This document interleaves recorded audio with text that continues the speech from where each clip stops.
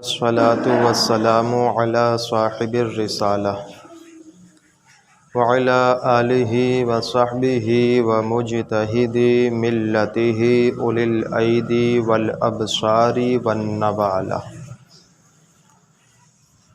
أما بعد فأعوذ بالله من الشيطان الرجيم. بسم الله الرحمن الرحيم. ألا إن أولياء الله لا خوف عليهم ولا هم يحزنون. آمنت بالله صدق الله المولانا العظيم وبلغنا رسوله النبي الأمين المكين المبين المعين الكريم ونحن على ذلك لمن الشاهدين والشاكرين والحمد للہ رب العالمین. حضرات گرامی وقار، آئیے ہم اور آپ سب سے پہلے آقائے نامدار محبوب پروردگار دونوں عالم کے مالک و مختار شفیعنا شفیع روز شمار آمنہ کے لال خدا کے محبوب دانائے غیوب حضور سراپا نور احمد مجتبیٰ محمد الرسول اللہ صلی اللہ تعالی علیہ وسلم کے دربار گوہر بار میں جھوم کر درود پاک پڑھیں. اللہم صلی علی سیدنا شفیعنا نبینا حبیبنا مولانا محمد طب القلوب ودوائها وعافیت الابدان وشفائها ونور الابصار وضیائها وعلی آلہ وصحبہ وبارک وسلم. حضرات گرامی وقار، اعلیٰ حضرت عظیم البرکت رفیع الدرجت کنز الکرامت جبل الاستقامت غواص بحر معرفت و حقیقت الشاہ امام احمد رضا خان فاضل بریلوی رضی اللہ تعالی عنہ بڑے پیارے انداز میں پکار اٹھے. واہ کیا مرتبہ اے غوث ہے بالا تیرا، واہ کیا مرتبہ اے غوث ہے بالا تیرا، اونچے اونچوں کے سروں سے قدم اعلیٰ تیرا. سر بھلا کیا کوئی جانے کہ ہے کیسا تیرا، اولیاء ملتے ہیں آنکھیں وہ ہے طلوہ تیرا. اور مصطفیٰ کے تنے بے سائے کا سایہ دیکھا، جس نے دیکھا میری جاں جلوہ زیبا تیرا. قسمیں دے دے کے کھلاتا ہے پلاتا ہے تجھے، پیارا اللہ تیرا چاہنے والا تیرا. اور ایک جگہ ارشاد فرماتے ہیں طلب کا منہ تو کس قابل ہے یا غوث، مگر تیرا کرم کامل ہے یا غوث. دہائی یا محی الدین دہائی، بلا اسلام پر نازل ہے یا غوث. بھرن والے تیرا جھالا تو جھالا، تیرا چھینٹا میرا غاسل ہے یا غوث. نہ دیکھوں شکل مشکل تیرے آگے، کوئی مشکل سی یہ مشکل ہے یا غوث. تو اپنے وقت کا صدیق اکبر، غنی و حیدر و عادل ہے یا غوث.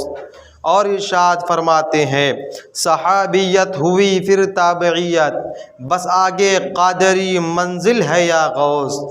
ہزاروں تابعی سے تو فزو ہے، یہ طبقہ مجملاً فاضل ہے یا غوث. ستم کوئی وہابی رافضی کی، کہ ہندو تک تیرا قائل ہے یا غوث. رضا کے سامنے کی تاب کس میں، فلک وار اس پہ تیرا ذل ہے یا غوث. اور اپنے اپنے انداز میں بارگاہ غوثیت میں عاشقان غوث اعظم رضی اللہ تعالی عنہ نے خراج محبت پیش کیا. حضرت علامہ جمیل الرحمن جمیل قادری رضی اللہ تعالی عنہ بڑے پیارے انداز میں پکار اٹھے، خدا کے فضل سے ہم پر ہے سایہ غوث اعظم کا، ہمیں دونوں جہاں میں ہے سہارا غوث اعظم کا، فرشتوں روکتے کیوں ہو مجھے جنت میں جانے سے، یہ دیکھو ہاتھ میں دامن ہے کس کا غوث اعظم کا، مریدی لا تخف کہہ کے تسلی دی غلاموں کو، قیامت تک رہے بے خوف بندہ غوث اعظم کا، جناب غوث دولہا اور براتی اولیاء ہوں گے، مزہ دکھلائے گا محشر میں صحرا غوث اعظم کا۔ اور عزیزان ملت اسلامیہ، اپنے اپنے انداز میں سرکار غوث الاعظم رضی اللہ تعالی عنہ کی بارگاہ میں خراج محبت پیش کرنے والوں نے پیش کیا۔ آئیے، میں نے جس آیت مقدسہ کے تلاوت کا شرف حاصل کیا، اس کی روشنی میں ولیوں کے تاجدار بغداد رضی اللہ تعالی عنہ کی کچھ باتیں کی جائے۔ یہ ماہ مبارک جس میں ہم اور آپ اپنی زندگی کا سفر کر رہے ہیں، یہ مہینہ منسوب ہے ولیوں کے تاجدار سرکار تاجدار بغداد رضی اللہ تعالی عنہ سے۔ سرکار تاجدار بغداد رضی اللہ تعالی عنہ کی شخصیت اور آپ جو ہے کوئی معمولی انسان نہیں ہے۔ سرکار تاجدار بغداد رضی اللہ تعالی عنہ کو اللہ تبارک و تعالی نے وہ مقام و مرتبہ عطا فرمایا ہے کہ آپ ارشاد فرماتے ہیں کہ اللہ تعالی کی بارگاہ میں سرکار تاجدار بغداد رضی اللہ تعالی عنہ جتنے مقبول ہیں، عزیزان ملت اسلامیہ، آپ کو اللہ نے اتنا اپنی بارگاہ کا قرب عطا کیا کہ تمام ولیوں کی گردنوں پر آپ کا طلبہ ناز ہے۔ سرکار غوث الاعظم رضی اللہ تعالی عنہ کو رب تعالی نے جو ہے غوثیت کبریٰ کے منصب پر فائز فرمایا۔ عزیزان ملت اسلامیہ، اپنے وقت کے بہت بڑے ولی کامل کا نام سرکار تاجدار بغداد رضی اللہ تعالی عنہ ہے۔ عزیزان ملت گرامی، سرکار غوث الاعظم دستگیر رضی اللہ تعالی عنہ کی کچھ باتیں کی جائے۔ سرکار غوث الاعظم دستگیر رضی اللہ تعالی عنہ کی زندگی کو دیکھو، آپ کی زندگی بے مثال و لاجواب نظر آتی ہے۔ سرکار تاجدار بغداد رضی اللہ تعالی عنہ کے بچپنے کو دیکھو تو لاجوابی ہے، جوانی دیکھو تو لاجواب ہے، بڑھاپا اور بزرگی دیکھو تو بے مثال ہے۔ عزیزان ملت اسلامیہ، سرکار تاجدار بغداد رضی اللہ تعالی عنہ برکتوں کے حامل انسان کا نام ہے۔ سرکار تاجدار بغداد رضی اللہ تعالی عنہ جب ایران ملک کے جو ہے ایک علاقے جیلان میں آپ کی جب جلوہ گری ہوئی، رمضان المبارک کا چاند طلوع ہوا ہے، رمضان کی پہلی تاریخ ہے، سرکار تاجدار بغداد رضی اللہ تعالی عنہ کی اس خاک دانے گینتی پر جلوہ باری ہو رہی ہے، سرکار تشریف لا رہے ہیں، تو تاریخ بتاتی ہے کہ جس وقت سرکار غوث الاعظم دستگیر رضی اللہ تعالی عنہ کی ولادت باسعادت ہوئی تھی، اس دن پورے وادی جیلان میں تقریباً 1100 بچوں کی ولادت ہوئی تھی، اور غوث الاعظم رضی اللہ تعالی عنہ کے صدقے میں سب بچے ہی بچے تھے، کوئی اس میں بچی نہیں تھی۔ اور جب زمانہ آگے بڑھا تو اللہ تبارک و تعالی نے ان تمامی بچوں کو جو آپ کے ساتھ میں ان کی ولادت ہوئی تھی، آپ کے ولایت کے صدقے میں اللہ نے ہر ایک کو ولی بنا دیا۔ عزیزان ملت اسلامیہ، یہ سرکار تاجدار بغداد رضی اللہ تعالی عنہ ہے، آپ مادر ذات ولی ہیں۔ عزیزان ملت گرامی، سرکار تاجدار بغداد رضی اللہ تعالی عنہ کی جلوہ گری ہوئی ہے، اور آپ کی جب کچھ عرصے کے بعد جب بسم اللہ خوانی کرائی گئی، جیسے عام طور پر جب بچہ پیدا ہوتا ہے ہوشیاری کے عالم میں آ جاتا ہے، کچھ بولنے کی سقط اور صلاحیت رکھنے لگتا ہے، تو ماں باپ اس کو پڑھنے لکھنے کے لیے جو ہے مدرسوں میں بھیجا کرتے ہیں۔ اس طرح سے بسم اللہ خوانی کا ایک رواج ہوتا ہے کہ بچے کے بسم اللہ خوانی کا اہتمام کرایا گیا، استاد کو بلایا گیا، سرکار تاجدار بغداد رضی اللہ تعالی عنہ دو زانو ہو کر کے بیٹھے ہیں، استاد نے پڑھایا اعوذ باللہ من الشیطان الرجیم بسم اللہ الرحمن الرحیم، اتنا پڑھایا، اس کے بعد سرکار تاجدار بغداد رضی اللہ تعالی عنہ جو ہے پڑھنا شروع کرتے ہیں تو 15 یا 17 پارہ پڑھتے چلے جا رہے ہیں۔ استاد حیرت زدہ ہے کہ اس سے پہلے ابھی انہوں نے کچھ پڑھا نہیں ہے, کہیں پہ یہ کسی مدرسے میں گئے نہیں ہیں, لیکن ان کی بسم اللہ خانی کی یہ محفل ہے کہ بسم اللہ شریف ان کو پڑھایا جائے تو یہ 15 سے 17 پارے تک پڑھتے چلے گئے ہیں. عزیزان ملت اسلامیہ, استاذ نے کہا کہ بیٹا اور آگے پڑھیے. انہوں نے کہا کہ اب اس کے آگے نہیں پڑھوں گا. کہا کیوں؟ کہا کہ اب اس کے آگے میں نے یاد نہیں کیا. تو استاذ نے پوچھا کہ بیٹا آپ کو یہ جو پارے آپ نے قرآن سنا دیے, آپ کو یہ کیسے یاد ہو گیا؟ کہاں آپ نے پڑھا؟ کس سے یاد کیا؟ کس نے یاد کرایا؟ عزیزان ملت اسلامیہ, سرکار تاجدار بغداد رضی اللہ تعالی عنہ ارشاد فرماتے ہیں, جب میں اپنی ماں کے پیٹ میں تھا, میری ماں جو ہے قرآن شریف کی روزانہ تلاوت کیا کرتی تھی. عزیزان ملت اسلامیہ, اور میں جب اپنی ماں کے پیٹ میں رہ کر کے اس کو سنتا تھا اور سنتا تھا اور میں اس کو یاد کر لیا کرتا تھا. عزیزان ملت اسلامیہ, اتنا وقت ملا کہ انہوں نے 15 سے 17 پارے کو زبانی یاد کر لیا. عزیزان ملت گرامی, سرکار تاجدار بغداد رضی اللہ تعالی عنہ اس پوری دنیا میں ایک ایسی تاریخ, پوری تاریخ میں یہ تاریخ نظر آتی ہے کہ جب کسی بچے کی بسم اللہ خوانی کرائی جاتی ہے, کسی بچے کو پہلی مرتبہ بسم اللہ پڑھایا جاتا ہے تو ایک بار نہیں سینکڑوں مرتبہ اس کو یاد کرایا جاتا ہے, بیٹا ایسے نہیں ایسے پڑھو, یہاں پہ تم نے گڑبڑ کر دیا اس کو صحیح کرو, ایسے نہیں ایسے پڑھو. لیکن تاجدار بغداد رضی اللہ تعالی عنہ کی ذات وہ ذات ہے مسلمانوں کہ جب آپ کو استاد نے بسم اللہ شریف پڑھایا تو قرآن شریف پڑھتے چلے جا رہے ہیں. واہ کیا مرتبہ غوث ہے بالا تیرا, اونچے اونچوں کے سروں سے قدم اعلیٰ تیرا. عزیزان ملت اسلامیہ, یہ سرکار تاجدار بغداد رضی اللہ تعالی عنہ کی ذات ہے. سرکار تاجدار بغداد رضی اللہ تعالی عنہ کی نورانی جو ہے ان کو نورانیت ملی تھی. سرکار آقا دو عالم صلی اللہ تعالی علیہ وسلم سے خود فرماتے ہیں کہ میں اپنے آقا, اپنے نانا نبیوں کے سردار نبی آخر الزمان صلی اللہ علیہ وسلم کا مظہر ہوں. عزیزان ملت اسلامیہ, سرکار تاجدار بغداد رضی اللہ تعالی عنہ کے بچپنے کو دیکھتے ہوئے چلو کہ آپ جیسے عام طور پر کوئی بچہ جب وہ کھیلنے چلنے پھرنے کی عمر میں آتا ہے تو وہ عام طور پر بچے جو ہے کوئی اینٹ اور پتھر سے کھیلتا ہے, کوئی بیٹ اور بال سے کھیلتا ہے. لیکن سرکار تاجدار بغداد رضی اللہ تعالی عنہ کی ذات وہ ذات ہے کہ جب آپ کھیلنے کے لیے تیار ہوتے تو آپ کے کھیلنے کا انداز الگ ہوا کرتا تھا. آپ اپنے ہم عمر لوگوں کو جمع کرتے, اپنے ہم عمر ساتھیوں کو جمع کرتے, جمع کرنے کے بعد ان سارے لوگوں کو جو ہے گول دائرہ بناتے, ایک حلقہ بناتے اور ان کو بس نصیحت کرتے کہ دیکھو اب ہم لوگوں کے کھیلنے کا انداز ذرا الگ ہوگا. ہم اینٹ اور پتھروں سے نہیں کھیلیں گے, ہم ریت اور بالوؤں سے نہیں کھیلیں گے, ہم لکڑی اور ڈنڈوں سے نہیں کھیلیں گے. ہمارے کھیلنے کا انداز یہ ہوگا کہ میں آگے آگے کہتا ہوا چلوں گا لا الہ, تم سب پیچھے پیچھے کہتے چلنا الا اللہ. جب اس طرح سے حلقہ بنا کر کے پورے علاقے میں سرکار غوث اعظم رضی اللہ تعالی عنہ دوڑتے اور جو ہے ورد کرتے رہتے اور کھیلتے تو مسلمانوں اس علاقے کے لوگ جو ہے ان کے اوپر رشک کرتے تھے, اپنے بچوں کو نصیحتیں کرتے تھے. دیکھو یہ بھی تو ایک جو ہے یہ بھی تو کھیلتے ہیں, ان کے تو کھیلنے کا انداز دیکھو, کھیل بھی ہو رہا ہے, ذکر الہی بھی ہو رہا ہے. عزیزان ملت اسلامیہ, سرکار تاجدار بغداد رضی اللہ تعالی عنہ کی عمر رفتہ رفتہ بڑھتی جا رہی ہے. سرکار غوث الاعظم دستگیر رضی اللہ تعالی عنہ کی ذات وہ ذات ہے مسلمانوں. سرکار تاجدار بغداد رضی اللہ تعالی عنہ جب جو ہے عمر شریف آپ کی بڑھتی جا رہی ہے, آپ نے ایک مرتبہ ایک قافلہ جا رہا تھا مکہ مکرمہ شریف کو, مکہ کے لیے حج کے لیے ایک قافلہ جو ہے بغداد شریف سے آپ کے علاقے وادی جیلان سے نکل رہا تھا. آپ نے اپنی والدہ سے فرمایا کہ اے والدہ مجھے اجازت دیجئے, میں بھی خانہ کعبہ کا طواف کرنے کے لیے جاؤں گا, میں بھی حج بیت اللہ کے لیے جاؤں گا.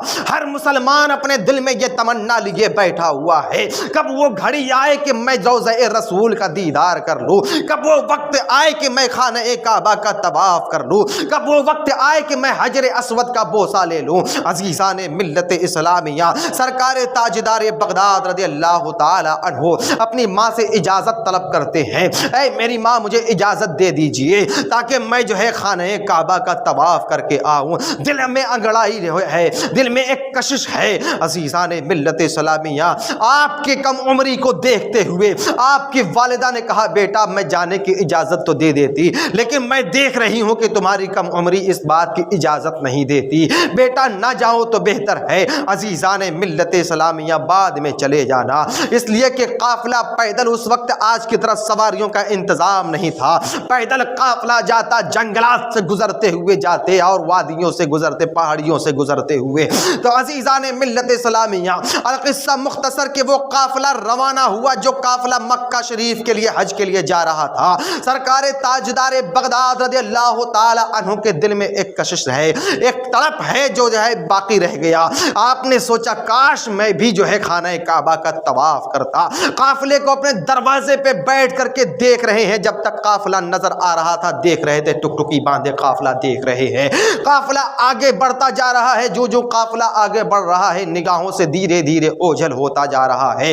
قافلے کے جب سواریاں آگے بڑھ گئیں گرد و غبار اٹھا، اس لیے کہ پہلے کس اور آج بھی بہت ساری وادیاں ایسی ہیں جو ریتیلی ہے یا جو مٹی والے راستے ہیں۔ قافلہ گزرا ہے، ایک گرد اور غبار اٹھا ہوا ہے، قافلہ نظر نہیں آ رہا ہے، آنکھوں میں پیہم اشک جاری ہیں۔ کاش میں بھی خانہ کعبہ کے طواف کے لیے ان کے ساتھ گیا ہوتا، کاش میں بھی ان قافلے والوں کے ساتھ میں رہتا۔ عزیزان ملت اسلامیہ اسی گرد و غبار میں سرکار تاجدار بغداد رضی اللہ تعالی عنہ کی نظر پڑتی ہے، دیکھتے ہیں کہ ایک کالے گراف میں ڈھکا ہوا کوئی گھر نظر آ رہا ہے اور دھیرے دھیرے وہ ان کے گھر کی طرف ان کے پاس بڑھ رہا ہے۔ آپ چوک جاتے ہیں، اپنی والدہ محترمہ کو بلاتے ہیں، کہتے ہیں اے امی جان یہ دیکھو قافلہ گیا ہے، دھول اٹھا ہے، اس دھول کے اندر کیا نظر آ رہا ہے؟ آپ کی والدہ نے کہا قافلہ گیا ہے، ہو سکتا ہے کوئی ہوگا پیچھے جو نظر آتا ہو۔ کہا نہیں قافلہ چلا گیا، یہ گرد و غبار میں سے ایک گھر نما چیز نظر آ رہی ہے۔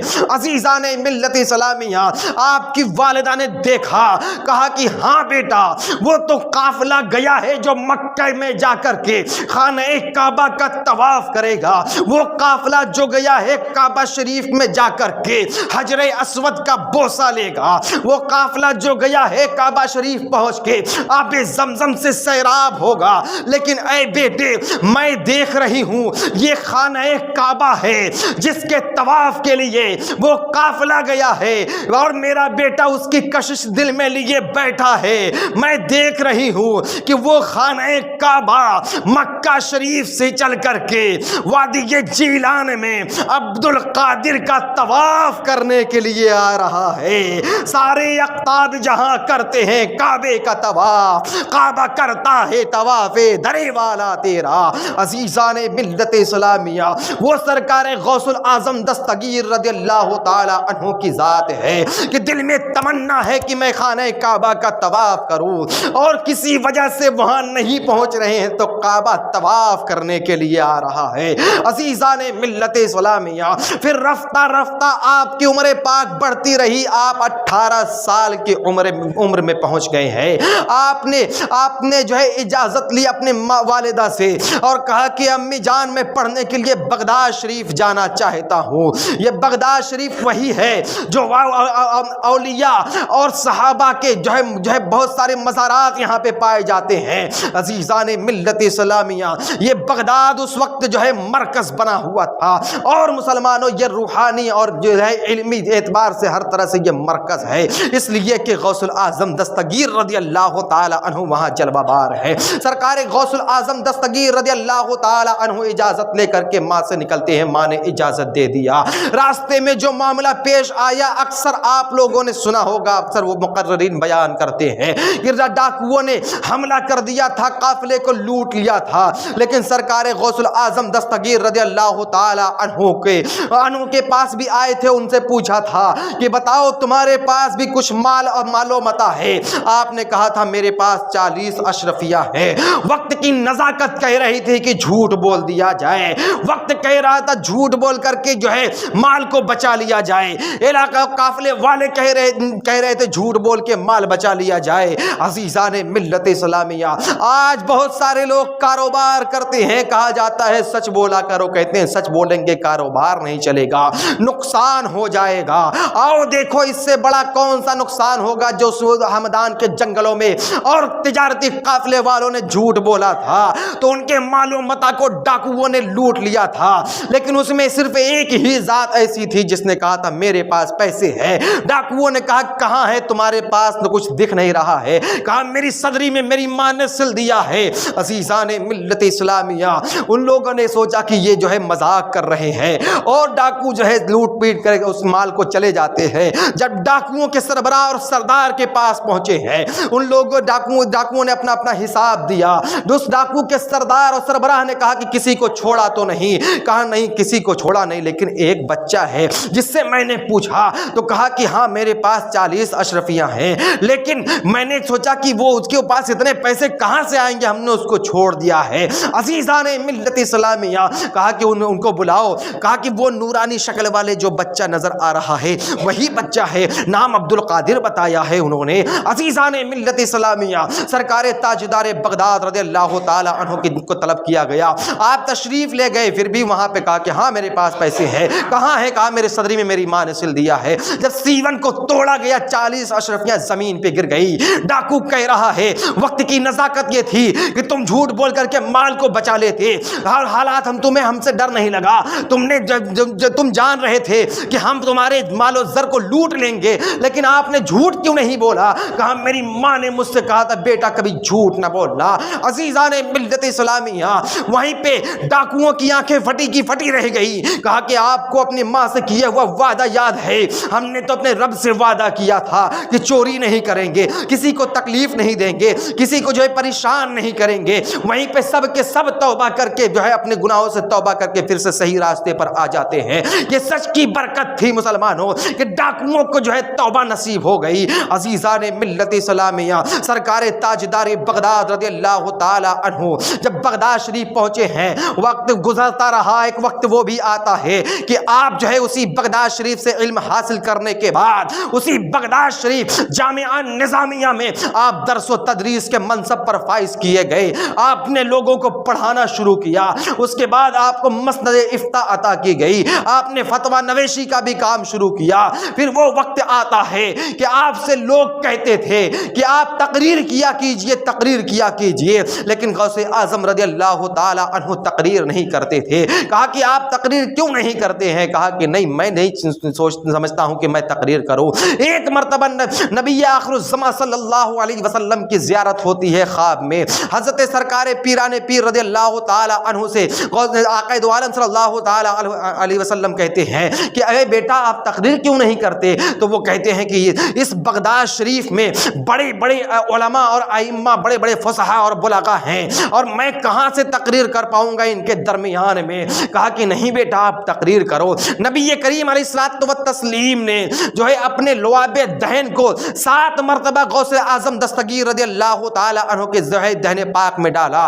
उसके बाद कुछ देर गुजरा था कि सरकारे मौला अली मुश्किल कुशा फातिह खैबर रज़ियल्लाहु ताला अन्हु की ज़ियारत होती है। उन्होंने सरकार गौसे आजम दस्तगीर रज़ियल्लाहु ताला अन्हु से कहा बेटा आप तकरीर क्यों नहीं करते हो? कहा दादा जान मैं तकरीर कैसे करूं? यहाँ पे बड़े बड़े आइम्मा और मुहद्दिसीन हैं, उनके दरमियान में मैं तकरीर कैसे करूं? अजीज़ान मिल्लत इस्लामिया, कहा कि नहीं आप तकरीर कीजिए। सरकारे मौला अली रज़ियल्लाहु ताला अन्हु ने आपको कहा कि आप अपने मुंह को खोलिए। 6 मरतबा सरकारे मौला अली रज़ियल्लाहु ताला अन्हु ने अपने लुआबे दहन को हज़रत गौसे आजम दस्तगीर रज़ियल्लाहु ताला अन्हु के दहने पाक में डाला, और उसके बाद जब डालकर रुक गए तो गौसे आजम दस्तगीर रज़ियल्लाहु ताला अन्हु कहते हैं आपने 6 मरतबा मेरे मुंह में अपने लुआब को क्यों डाला, जबकि अभी कुछ देर पहले नाना जान आए थे तो 7 मरतबा उन्होंने लुआबे दहन डाला था, आपने 6 मरतबा क्यों डाला?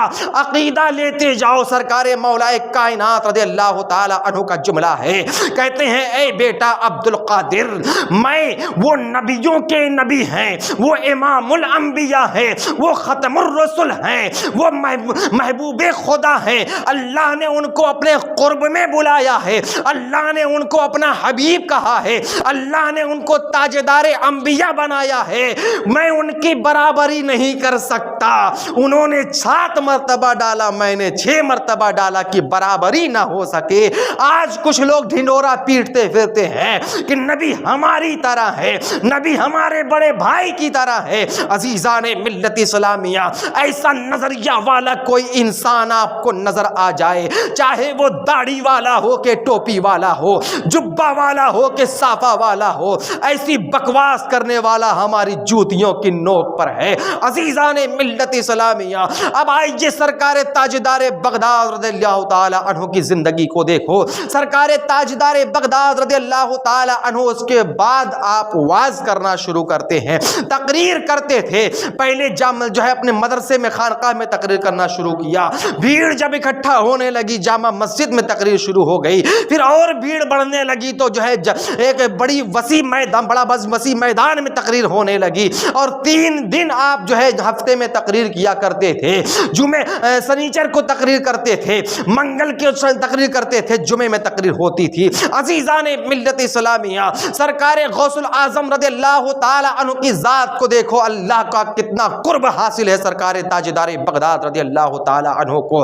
ایک مرتبہ آپ تقریر کر رہے تھے, روحانیت دریائے رحمت جوش پر تھی. آپ نے کہا کہ اللہ تعالی نے مجھ سے 70 وعدے کیے ہیں. عزیزان ملت اسلامیہ, میری اور اللہ تعالی کے درمیان میں 70 چیزوں کا وعدہ ہوا ہے. عزیزان ملت گرامی, اور انہوں نے پھر بعد میں فرمایا 70 چیزوں کے جو ہے وعدے کے بعد فرمایا, کہا کہ اگر تم چاہو تو میں ان 70 وعدوں میں سے ایک وعدہ جو رب نے مجھ سے کیا ہے وہ بتا دوں. تو لوگوں نے کہا جی شیخی فرمائیے اللہ سے آپ نے کیا کیا وعدہ کرا لیا ہے. تو انہوں نے کہا کہ میں نے اللہ سے بہت سارے وعدے کیے, 70 وعدے. اس میں سے ایک وعدہ یہ بھی ہے کہ میں نے رب سے کہا اے پروردگار عالم, قیامت تک جو میرا نام لیوا ہوگا, جو میرا شیدائی ہوگا, جو میرا غلام ہوگا, جو سچا قادری ہوگا, اے پروردگار عالم کسی کو بغیر توبہ کے موت نہ دینا. عزیزان ملت اسلامیہ, لوگوں نے رشک کیا, کہا کہ یہ پیغام ہے میرے سچے غلاموں کے لیے. وہ قادری ہرگز سچا نہیں ہو سکتا جو غوث اعظم کا ایک طرف نام لیتا ہو, دوسری طرف ان کے دشمنوں کے ساتھ میں بیٹھتا ہو. عزیزان ملت اسلامیہ, سرکار غوث الاعظم دستگیر رضی اللہ تعالی عنہ نے کہا کہ جب میں اپنے رب سے وعدہ لے رہا تھا تو ان 70 وعدوں کو اللہ نے ایک ایک وعدے کو 70 مرتبہ کر کے قبول کیا ہے. عزیزان ملت اسلامیہ, سرکار غوث الاعظم دستگیر رضی اللہ تعالی عنہ کی ذات وہ ہے کہ دن رات آپ کے اوپر کرامتیں برستی رہی ہیں. عزیزان ملت اسلامیہ, سرکار غوث الاعظم دستگیر رضی اللہ تعالی عنہ جب تقریر کرتے تھے تو مسلمانوں, اب تک تو ہم نے سنا کہ نبی کریم علیہ السلام کا پسینہ خوشبودار تھا. تو آؤ سنو, ایک امام حضرت سیدنا امام کفاجی ہیں, انہوں نے آقا دو عالم صلی اللہ تعالی علیہ وسلم کے معجزات کو اکٹھا کیا, اور اس کے بعد اولیاء کی کرامتوں کو اکٹھا کیا, اور اس کے بعد جو ہے فرمایا کہ نبی کریم علیہ السلام کے اس معجزے کا فیض اس ولی کے اس کرامت میں ہے, اور معجزات کو گنا رہے ہیں, ان کے فیض سے کرامتوں کو گنا رہے ہیں. اب جب اس مقام پہ پہنچتے ہیں کہ نبی کریم علیہ السلام کا پسینہ خوشبودار تھا, قلم روک لیا ہے کہ اب ولیوں میں وہ کون ہے جس کا پسینہ خوشبودار تھا. تو عزیزان ملت اسلامیہ, اسی عالم میں سوچ رہے تھے, آنکھ لگی قسمت معراج پر تھی. اس میں ایک بزرگ کی جلوہ گری ہوتی ہے, خواب میں دیکھتے ہیں کہ ایک بزرگ کی آمد ہو گئی ہے. انہوں نے کہا اے کفاجی کیوں سوچ رہے ہو, کس شش و پنج میں ہو؟ کہا کہ میں نے یہ دعویٰ کیا تھا کہ نبی کریم علیہ السلام کے معجزے سے, ان کے معجزے کے فیض سے اولیاء کی کرامتیں گنواؤں گا کہ نبی کے اس معجزے کا فیض ولی کے اس کرامت میں ہے. اس طرح سے میں نے بہت سارے معجزات کو اکٹھا کیا اور گنانا شروع کیا. لیکن جب اس معجزے پہ پہنچا کہ میرے نبی کا پسینہ خوشبودار تھا, تو میں اب سوچ رہا ہوں ولیوں میں وہ کون ہے جس کے نبی کے فیض سے جس کا پسینہ خوشبودار ہوا ہو. تو مسلمانوں, وہ بزرگ کہتے ہیں وَإِذَا هُوَ الشیخ محی الدین عبد القادر جیلانی الحسنی والحسینی. لکھو کہ وہ بزرگ حضرت شیخ عبد القادر جیلانی ہیں. وہ کہتے ہیں امام کفاجی جی یہ آپ کہہ رہے ہیں؟ کہا ہاں میں کہہ رہا ہوں۔ پھر اس کے بعد وہ جانے لگے۔ حضرت امام کفا جی دامن کو پکڑ کر روک لیتے ہیں۔ شیخی بتائیے آپ کون ہیں؟ کہا کہ میں وہی ہوں جس کا نام ابھی تم کو میں نے بتایا ہے، لکھو۔ یہ عبد القادر وہ ہے کہ میرے نانا جان کا تو پسینہ خوشبودار تھا، اور تاریخ بتاتی ہے کہ غوث اعظم دستگیر رضی اللہ تعالی عنہ 50 ہزار لوگوں کے مجمع میں جب تقریر کرتے تھے اور آپ کو حرارت آسمانی سے آپ کو گرمی جب لگتی تھی، آپ کو پسینہ جب ہوتا تھا، آپ کے پسینے سے پوری محفل خوشبودار ہو جایا کرتی تھی۔ غوث اعظم دستگیر رضی اللہ تعالی عنہ ارشاد فرماتے ہیں یہ میرا جو وجود ہے یہ میرا نہیں ہے، یہ میرے نانا جان کا وجود ہے، یہ مظہر مصطفیٰ سرکار غوث اعظم رضی اللہ تعالی عنہ ہے۔ عزیزان ملت اسلامیہ، اس لیے بنو تو سچے قادری بنو۔ یہ وہی سلسلہ قادریہ ہے، اس سے پہلے سلسلہ جنیدیہ کہا جاتا تھا۔ اپنے وقت کے بہت بڑے ولی کامل کا نام سرکار جنید بغدادی ہے۔ عزیزان ملت اسلامیہ، بہت کچھ بیان کرنا باقی ہے، رہ گیا سوال یہ کہ ٹائم کم ہے، ختم ہو گیا ہے۔ آئیے اسی پر ختم کرتے ہیں کہ مولا سے دعا کرتے ہیں، قادری کر، قادری رکھ، قادریوں میں اٹھا، قدر عبد القادر قدرت نما کے واسطے۔ وآخر دعوانا ان الحمد للہ رب العالمین، استغفر اللہ ربی من کل ذنب واتوب الی اللہ۔ پڑھیے لا الہ الا اللہ محمد رسول اللہ صلی اللہ علیہ وسلم۔